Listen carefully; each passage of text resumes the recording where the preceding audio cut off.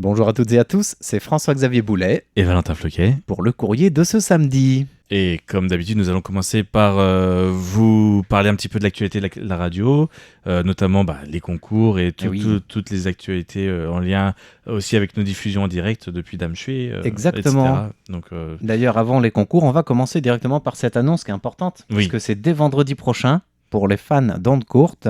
Dès vendredi prochain, il y a bien sûr notre saison estivale Tamshui 2024, c'est-à-dire une diffusion directe en ondes courtes sur 2 fréquences, 2 fois 30 minutes, tous les vendredis, samedi, dimanche. Et donc c'est du 9 août jusqu'au 1er septembre, sur le même modèle que ce que le service allemand faisait jusqu'à ce week-end, justement.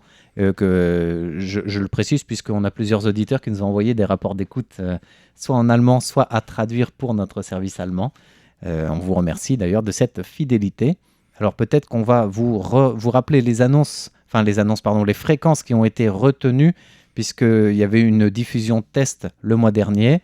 Et là, les 2 fréquences qui sont retenues pour la diffusion, c'est une fois à 17h jusqu'à 17h30 temps universel. la fréquence, c'est 11 995 kHz. Voilà, et la deuxième, c'est de 17h30 à 18h, donc ça s'enchaîne, mais c'est une autre fréquence. Qui est 9 545 kHz. Voilà, donc ce sont les 2 fréquences qui avaient donné les meilleurs résultats possibles. On espère que là où vous êtes, les résultats seront encore meilleurs semaine après semaine, puisqu'apparemment le début a été un peu capricieux selon certaines régions, pour la réception en tout cas de la qualité d'écoute du programme en allemand. Donc on D'accord. espère que pour cette diffusion directe Tamshui en français, l'écoute sera optimale. On attend bien sûr vos rapports d'écoute, sachant qu'il y a une carte spéciale en cours de réalisation, Oui. une carte QSL. Oui, on travaille dessus. Elle va être inédite. On peut Voilà. dire ça comme ça. Oui, et ça représente, sans représenter, c'est ça, Voilà. l'équipe de rédaction. L'équipe, voilà. Le gros leak, comme on dit chez moi. Oui. Voilà. Donc, c'est révélé. Ce sera une représentation de l'équipe de Voilà. la radio. Voilà, mais une représentation inédite pour cette QSL spéciale Exactement. en direct de Tamshui qui n'attend plus que vous. On vous le rappelle, ça commence dès vendredi prochain, donc n'hésitez pas à le publier autour de vous. On va, dans le courant de cette semaine, d'ailleurs, vous envoyer un mail collectif pour rappeler cette activité et les fréquences qui sont aussi déjà annoncées sur notre site dans la partie des annonces et des fréquences. Exactement. Alors ensuite, on a aussi une grande activité qui commence, puisque le mois d'août, eh bien, cette semaine, on a célébré, c'était jeudi, l'anniversaire de RTI. Oui, le 96e anniversaire. Exactement. Donc RTI a bientôt 100 ans et toutes ses dents. En tout cas, on a toutes nos fréquences, bien sûr. Et à cette occasion, on a une activité générale à tous les services de la radio. Oui, et alors ce concours, cette activité est intitulée Ma connexion à RTI, un peu ma relation, ma connexion, c'est un peu l'idée derrière C'est ça.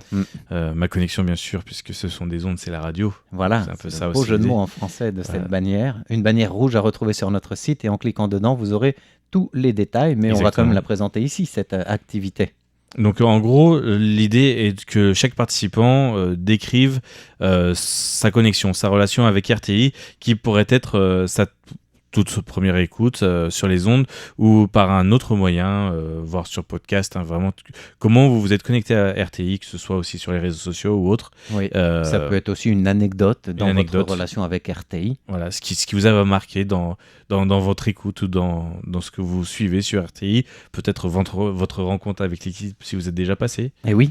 Ça peut être aussi ça. Ça peut être un coup de fil aussi, ça peut être n'importe quelle relation ou moment qui a fait que vous avez découvert RTI, par quel biais, par quel moyen, par quelle émission, par quel animateur. Tout est possible. Exactement. Il n'y a pas une bonne réponse et une mauvaise réponse, puisque c'est vraiment c'est une activité qui permet à RTI de savoir comment on est écouté à travers le monde, comment on est découvert à travers le monde. Et chaque participant peut écrire plusieurs textes, puisque c'est limité en nombre, c'est un tout petit texte ou une toute petite présentation, ça peut être en photo, en vidéo, en texte. L'idée, c'est un peu toujours d'avoir un peu un format, entre guillemets, carte postale, c'est ça. avec la contrainte est de ne pas dépasser 200 mots. Oui, et du coup, vous pouvez nous faire plusieurs participations, sachant que chaque texte ou chaque œuvre présentée, par exemple, vous participez 5 fois, eh bien, vous avez 5 fois plus de chances de participer au tirage au sort, puisque c'est pas par nombre par nom de personnes, mais par nombre de participations. Et donc, dès que vous avez une participation, vous avez votre ticket dans le tirage au sort pour remporter des cadeaux, souvenirs de RTI. Comme les billets de tombola. Voilà, c'est un peu plus le vous même en système. achetez, plus vous avez de chances de gagner, c'est un peu l'idée. C'est ça, sachant que chaque participant, de toute façon, gagnera une carte spéciale inédite en édition limitée de RTI pour cette activité. Voilà, en plus du tirage au sort pour gagner des cadeaux qui vous seront dévoilés au fur et à mesure des semaines qui viennent. Alors, pour ceux qui seraient encore sceptiques ou auraient peut-être une envie de comprendre mieux comment cela se déroule, on va peut-être vous citer un exemple de description ou de récit. Donc là, en l'occurrence, c'est quelqu'un qui habite à Osaka. J'habite à Osaka, au Japon. Je m'appelle Monsieur X. J'ai eu ma première connexion à RTI lorsque j'étais écolier. Ma mère était une auditrice fidèle de RTI qui écoute la radio en faisant le ménage. Après son décès, je reste à l'écoute de RTI pour revivre ce souvenir aux côtés de ma mère. Oh, c'est joli. Donc, en 200 mots, en fait, on vous invite à raconter notre histoire, hein, une histoire partagée, en fait. Voilà, Exactement. cette relation, cette connexion avec RTI. Et puis, donc, vous gagnez la petite carte en édition limitée, plus la participation au tirage au sort pour gagner des cadeaux de la radio. Et on peut participer jusque quand pour cette activité générale ? Jusqu'au 29 septembre 2024 à minuit, heure de Taïwan. Voilà, donc retrouvez tous les détails concrets sur notre site internet dans la bannière « Ma connexion à RTI ». À vous de raconter notre connexion et votre histoire. Merci d'avance. Et en parlant d'histoire, on va peut-être passer à la suivante, à notre concours suivant, ou en tout cas notre activité suivante, avec l'histoire qui est en train de se faire pour certains sportifs. Avec un grand H. On espère pour les sportifs taïwanais. On peut peut-être en parler rapidement. Les débuts sont difficiles pour les Taïwanais, il faut le dire. C'est vrai qu'on vient de vivre une première semaine en Olympie assez décevante au niveau des athlètes taïwanais. Alors certes, t'en as encore qui sont en lice. On peut parler du tennis de table où il y a encore des espoirs. On a la première médaille assurée en boxe. On ne sait pas encore de quel métal ce sera, mais c'est minimum le bronze. Mais il y a aussi tout un lot de déceptions, notamment en Tai Tzu-Ying. On attendait beaucoup de la porte-drapeau de la délégation qui a annoncé en plus sa retraite sportive à la fin de cette saison et qui espérait terminer en beauté avec une des seules compétitions qu'elle a jamais remportées. Oui. Et puis finalement, elle est sortie dès les tours de qualification en terminant deuxième de sa poule. Oui, donc avant même les huitièmes. Mais il y reste encore des espoirs avec la paire. Tout à fait. Voilà, donc ça c'est la paire masculine. Oui, qui est championne olympique en titre. Et on espère bien. Et qui a battu déjà leurs adversaires les plus tenaces en général. Tout à fait, donc ça c'est plutôt une bonne chose.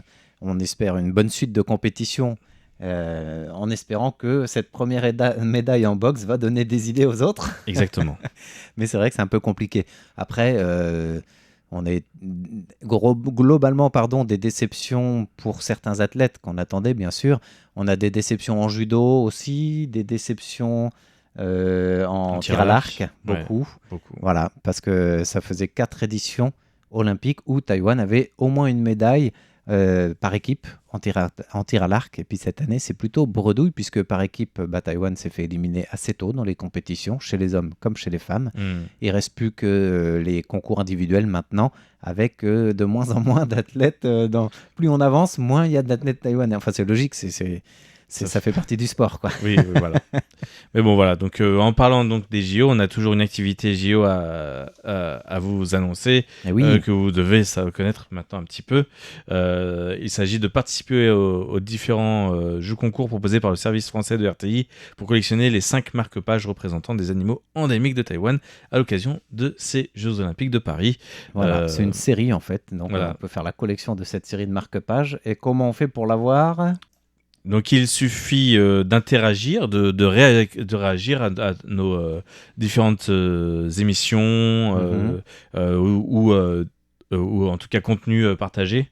Oui, sachant qu'il y a plusieurs volets différents des JO et que ça vous permet d'avoir justement les différents marque-pages. Voilà, donc il y en a 5 différents. Il y a les émissions sur l'histoire de la participation de Taïwan aux JO, les émissions de présentation des espoirs de médailles taïwanais, les directs depuis Paris sur les compétitions pour Taïwan avec Clément Tricot sur YouTube. Voilà. Et une page aussi des réactions sur la page web spécifique de Taïwan aux JO de Paris, Oui, sur le site internet. C'est avec le joli bandeau jaune couleur Voilà. médaille d'or.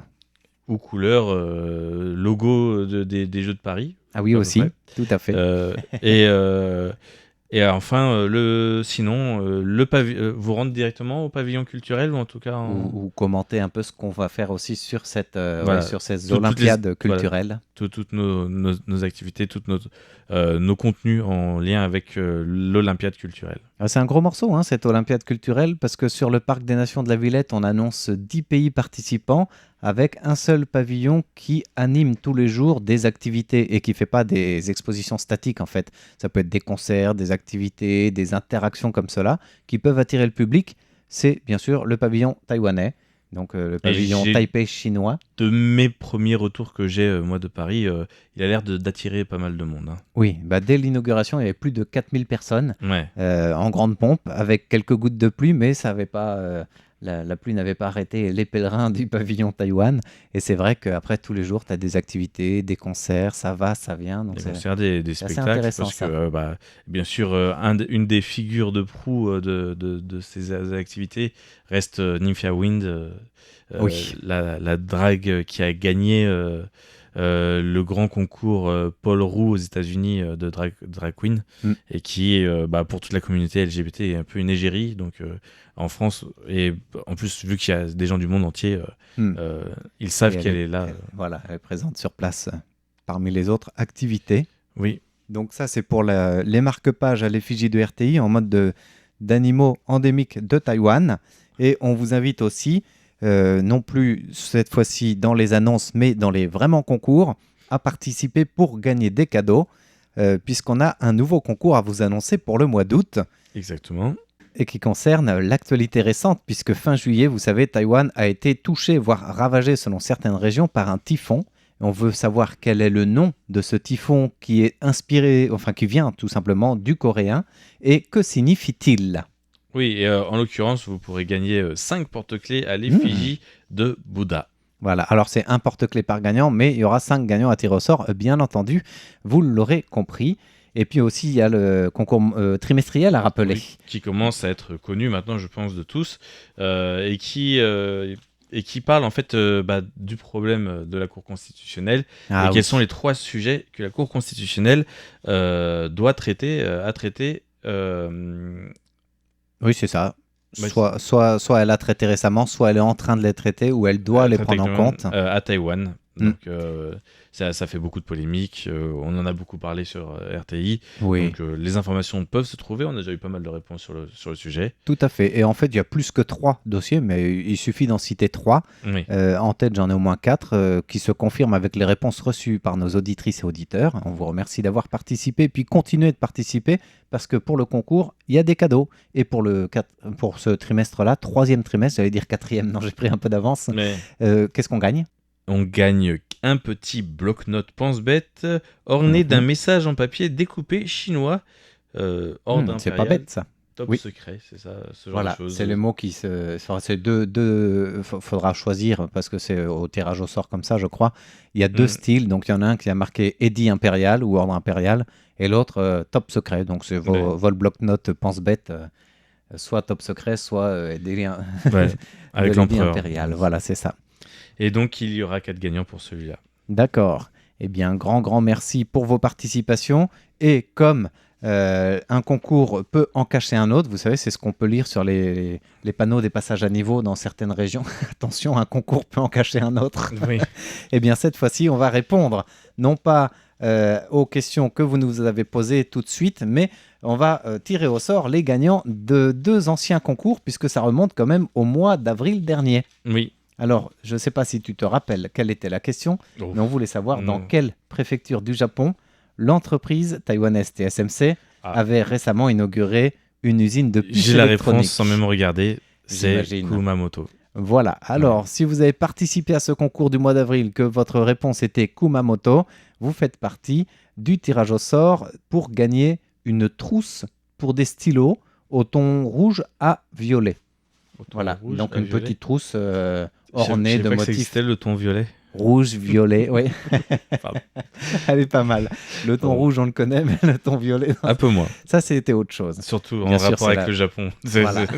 Il peut y avoir des irradiations. Là, on était parti un peu loin, mais c'est la tonalité des couleurs de la trousse, bien Oui, sûr. bien sûr. Et il y a 4 gagnants pour ce concours mensuel du mois d'avril, à commencer par Jean-Michel Aubier. Oui, mais aussi Thomas Beg. Et nous avons aussi Farid Bouméchal. Et enfin, Daphné Aranz. Eh bien, félicitations pour ce concours du mois d'avril pour les gagnants. Et puis, eh bien, il y a aussi le concours du mois de mai. Voilà, on avait envie de tirer deux concours pour Et, ce courrier. Et on était déjà sur des thématiques déjà en rapport avec les JO. Ah oui, c'est vrai, je me rappelle plus de la question. C'était au mois de mai, c'était quel athlète du Chinese Taipei ou du Taipei chinois a annoncé vouloir prendre sa retraite sportive après les Jeux de Paris. On en a parlé tout à l'heure, on a donné la réponse. C'est bien sûr Tai Tzu-ying. Oui, Tai Tzu-ying, voilà, ancienne numéro 1 mondiale, qui veut raccrocher le volant et la raquette. Et bien justement, en parlant de volant, le lot à gagner était un porte-clés en forme de volant de badminton. Et on a 4 noms qui sont sortis du chapeau pour ce cadeau. En effet, il y a Nesrine Barry. Il y a aussi Daniel Villon. Il y a André Bio. Et Emmanuel Nicodème. Alors, félicitations à tous ceux qui ont été tirés au sort. Vous recevrez dans les semaines, voire mois à venir, semaine, ça devrait le faire. Oui. Semaine à venir, le lot en question que vous avez remporté. Voilà. Alors maintenant, on va répondre aux questions que nous avons reçues cette semaine ou récemment, notamment Maggie Roy, qui a beaucoup commenté avec plusieurs questions, mais aujourd'hui, on va d'abord répondre à celle des typhons. Oui. Puisque vous nous avez fait part de votre sollicitude à l'occasion de ce typhon justement qui avait été assez dévastateur comme vous dites et vous demandez si les dégâts qui sont couverts pour les citoyens taïwanais sont couverts par nos assurances ou est-ce qu'il faut d'abord une reconnaissance catastrophe naturelle par l'État pour que les assurances puissent, tout le système d'indemnisation puisse être déclenché. Oui. Alors ce qu'on peut déjà dire c'est que le gouvernement n'attend pas que les assurances prennent en charge pour déjà proposer des aides, puisque dès le lendemain du premier bilan qui n'était que provisoire, le gouvernement annonçait que les aides s'organisaient. Par exemple, le président de la République, mais même aussi le Premier ministre, étaient allés sur les zones les plus touchées, donc dans le sud avec des fortes inondations ou sur la côte est. Et Lai Ching-te, président, avait annoncé que tout foyer qui a été touché par des inondations, s'il y avait plus de 50 cm dans votre habitation ou alors votre usine, etc., vous pouviez être éligible tout de suite à une subvention de $20,000 taïwanais. Ça ne rembourse rien de l'inondation, mais c'est quand même 560 € environ pour aider peut-être à faire face à un premier nettoyage nécessaire de la boue, etc. Sachant que cette subvention était de 280 € supplémentaires pour les foyers à faible revenu qui étaient inondés. Et là, peu importe le niveau de l'inondation, pour vraiment venir en aide aux plus nécessiteux en attendant justement le travail des assurances. Mais même sans catastrophe naturelle reconnue par l'État, un typhon c'est une catastrophe naturelle, normalement les assureurs, en fonction de l'assurance que vous avez, prennent ça en charge, mais c'est des mois et de la paperasse. Et voilà pourquoi le gouvernement met la main à la poche. Mais sachant que si vous avez le niveau à 49 cm, vous n'avez rien. Voilà. À 1 cm près, on peut peut-être essayer de... C'est pour ça qu'en général, sur ce genre de choses, on n'aime pas trop faire ce genre de niveau, trucs comme ça, parce que c'est vraiment très injuste pour... C'est aléatoire, mais en même temps, il faut quand même... on ne peut pas dédommager comme ça le gouvernement, on ne peut pas dire un dédommagement général. Mais c'est vrai que quand tu es touché à 49 cm, tu n'es pas moins touché qu'à 50 cm, ça c'est sûr. En tout cas, les pertes agricoles, elles sont très très lourdes. Il y a déjà plus de 3 milliards de dollars de pertes. C'est 84 millions d'euros environ. Et c'est les fortes précipitations et inondations ou les pluies diluviennes qui ont saccagé les récoltes, surtout à Yunlin, Kaohsiung, Chiayi, Pingtung et Tainan. Et du coup, tout ce qui est, en plus, ce sont des terres très agricoles. Oui, et tout ce qui est fruits et légumes, c'est déjà augmenté de plus de 15% en moyenne par rapport à avant le typhon. Ça continue d'augmenter cette semaine et il y a au moins 3 semaines pour retrouver un approvisionnement stable en légumes. Et là, le gouvernement encourage aussi les agriculteurs touchés avec une gamme complète d'aides et des prêts à faible taux d'intérêt, plutôt que des subventions pour catastrophes voilà, couvrir une catastrophe perdue, quoi. C'est Oui. plutôt encourager à reprendre vite la vie normale. Oui. Voilà ce qu'on peut dire au niveau des subventions liées au typhon pour la question de Maggie Roy. Oui, on va passer peut-être à une question un peu différente par rapport aux écoles. Ah oui, alors c'est Marie Jass qui nous posait la question sur les réseaux sociaux. Oui, Et elle demandait, elle a vu un article dans un média dans en jeuxvideo.com. C'est ça, sur le site jeuxvideo.com. internet jeuxvideo.com. Et c'est un article qui est intitulé, je crois, Après le Japon et la Corée du Sud, c'est maintenant au tour de Taïwan. Le pays perd tellement de population qu'il doit déjà fermer des écoles. Et elle voulait savoir un petit peu plus précisément ce qu'il en est. Alors, j'aime bien le titre parce que c'est toujours un peu les titres à la française. Voilà, du coup, Vraiment notre très- auditrice disait, est-ce que c'est un titre tape à l'œil? Est-ce que c'est fake news ou est-ce que c'est la réalité vraie, quoi? Alors, oui, il y a un peu de vrai. En fait, le truc, c'est que si on prend vraiment les titres, ou en tout cas les rapports du gouvernement, ça va être assez alarmant. Il faut relancer la natalité, etc. Vraiment, ça va vraiment dépendre du point de vue et des gens. Oui. Voilà, c'est pas forcément si alarmant que ça, moi je dirais. Il y a eu en plus, là, cette année, Mhm. une petite remontée avec l'année du dragon, Ah, qui ça marche peut bien aider.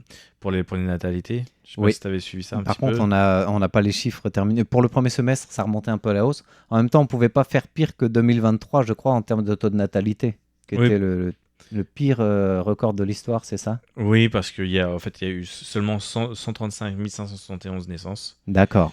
Donc, soit un taux niveau de le plus natalité de faible. 5,82 naissances pour 1000 personnes, Mhm. soit moins que les 5,96 bébés nés pour 1000 enregistrés en 2022. Donc là, ça repart un peu à la hausse en 2024. C'est vrai Voilà, que j'ai vu 2-3 articles passer, on n'a pas vraiment traité le sujet, mais de toute façon, on aura les chiffres du gouvernement plus tard, bien évidemment, Ouais, puisque ouais, l'année 2000. est en cours. Mais, mais ouais, ça avait l'air encourageant.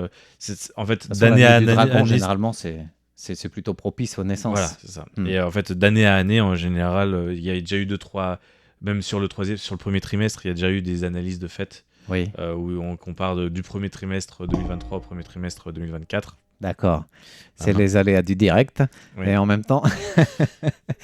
même temps, en termes d'éducation, du coup, pour refocaliser cette question sur les écoles, est-ce qu'elles ferment les unes après les autres? On n'en est pas encore à ce point-là, mais c'est vrai que ça va ce qui est diminuer un très peu. étrange, c'est que j'ai l'impression. Alors là, je vais parler vraiment, moi, en tant que papa qui vient de mettre ma deuxième fille à l'école Oui. cette semaine.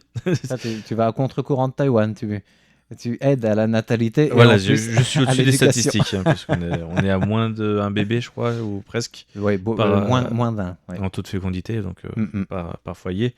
Donc, moi, en tant que papa, on nous fait encore miroboler les histoires de listes, de difficultés à mettre ses enfants dans les endroits qu'on veut, ou ce genre de choses. Oui. Alors qu'il y a, soi-disant, des places partout, mais dans les crèches, etc. Alors peut-être qu'il y en a beaucoup qui ferment, dont on n'entend pas parler tant que ça. Faut jouer du Mais, coude pour. c'est tout le temps la foire d'Empagne. C'est compliqué. On a l'impression qu'il y a 3 fois moins d'établissements qu'il y a d'enfants, alors que il y en a eu que 135 000 cette année, enfin l'année dernière, Oui, et 150 000 peut-être l'année d'avant. C'est le problème des structures, parce que si elles sont privées, elles sont hors de prix, et si elles sont publiques ou ce que le gouvernement appelle semi-publiques, il n'y en a pas beaucoup, il n'y en a pas dans chaque quartier, et le gouvernement rechigne aussi à subventionner ça, donc ça... Après, c'est par tirage au sort ou sur liste d'attente en fonction du quartier dans lequel on est, c'est ça? C'est ça. Mais au final, enfin nous en tout cas, Ouais. alors faut savoir que pour les parents pour les enfants qui ont un parent étranger, il y a des priorités en fait, et on fait partie des Ça donne un prioritaires. critère de On a un critère de priorité. priorité pour avancer dans les files d'attente un peu plus rapidement. D'accord. Et donc alors là actuellement c'est dans un comment ça s'appelle, un centre pour enfants semi-public, je sais pas comment on appelle ça, Oui, un une genre broderie, de... Ouais, limite, c'est que pas c'est pour les moins de garderie non moins de 3 plus, ans. mais c'est C'est jusqu'à 3 ans, en c'est tout du cas. préscolaire. Ouais. C'est la garderie préscolaire à moins de 3 ans, et en tout cas, après, il y a la maternelle à partir de 3 ans. Et D'accord. là, donc, la grande, la mienne, est dans le public, et la petite est dans du semi-public. D'accord. Et après, au niveau des écoles et des universités, il n'y a pas très longtemps, d'ailleurs, sur notre site internet, on a vu une information qui était passée comme quoi le ministère de l'Éducation avait confirmé la fermeture de 4 universités ou instituts universitaires à la fin du mois de juillet dernier. Donc, c'est récent, c'était cette semaine, parce qu'il n'y a pas assez d'étudiants, parce que ces universités, du coup, n'arrivent pas à recruter, donc ne peuvent pas payer tout simplement le bon fonctionnement, la gestion, les salaires des professeurs. Mais ça ne veut pas dire que le pays a déjà perdu en population, ça veut surtout dire qu'il y avait déjà trop d'universités dans le système taïwanais, à force d'en avoir créé, puis créé, puis créé. Et je pense qu'il faut que maintenant les recomposer pour on est encore dans la fusionner, veine, quoi. dans la suite un petit peu d'un programme où on attendait peut-être des étudiants chinois à un moment. Aussi, ça a aidé à les avoir, que là, il n'y en a plus. Voilà. Donc, ça, c'est sûr que ça aide pas. Mais d'après les statistiques qu'on a, quand même, on s'oriente vers la fermeture de certains établissements. Là, on va parler plutôt des écoles, à la fois publiques et privées, mais de niveau collège-lycée, quoi. Voilà, là, donc récemment, c'est l'histoire de 4 universités où Oui. il ne restait plus que 728 étudiants C'est ça. sur les 4 campus en tout. Ça fait pas beaucoup. Sur des universités, c'est vraiment juste, oui. Oui. Et donc, en gros, ils vont être tous réaffectés, seront tous réaffectés pour leur nouveau semestre d'études qui commence en fin août, début septembre en général. Après, plus largement, un peu dans les prévisions, il y aura 40 à 50 établissements sur les 103 universités privées recensées à Taïwan qui pourraient fermer ou qui devraient être fusionnés avec de plus gros établissements. Donc ça, c'est la moitié en fait des contingents disponibles, enfin des établissements, mais à quel horizon? C'est dans les prochaines années, quoi. Ouais, 2028, je crois, plus ou moins. D'accord. Alors encore un plus long horizon pour les lycées privés, ce serait environ 30 000 élèves seulement en 2038. Ah oui. En tout. Alors là, si les chiffres qu'on a parlent de lycées privés, c'est parce que ce sont les structures qui doivent recruter et attirer des élèves eux-mêmes, sachant que la distinction public-privé n'est pas forcément comme en France ou dans le pays dans lequel vous nous écoutez, mais plutôt, voilà, le choix des Taïwanais va d'abord être bien sûr dans un établissement public et qui plus est du mieux côté possible.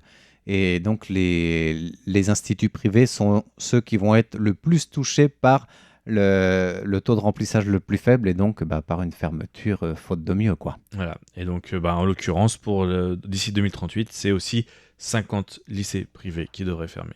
D'accord. Alors, ça ne veut pas dire qu'on tourne à la catastrophe, que Taïwan a perdu toute sa population, encore une fois.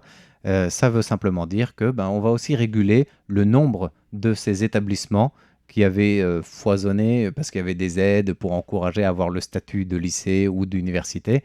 Un peu trop, d'ailleurs. Et comme tu dis, maintenant, on ne peut plus lorgner sur les étudiants chinois. Et pour les autres étudiants étrangers, le gouvernement s'est orienté vers la fameuse nouvelle politique vers le sud. Mais ce n'est pas tous les pays d'Asie du Sud-Est ou du Sud qui ont envie ou qui ont les moyens aussi de venir étudier à Taïwan. Il y a des bourses d'études, mais ça ne vous remplit pas non plus 50 universités, quoi. Non.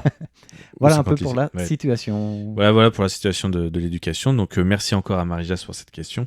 Oui, et on arrive déjà à la fin du courrier de cette semaine. Oui. On n'a pas répondu à la moitié de ce qu'on avait envie de répondre.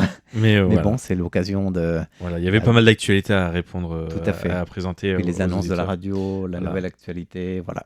N'oubliez pas, rendez-vous vendredi sur les ondes courtes pour la première diffusion directe en ondes courtes depuis Tamsui pour cet été 2024. Nous, on vous dit bye bye et à la semaine prochaine. Au revoir.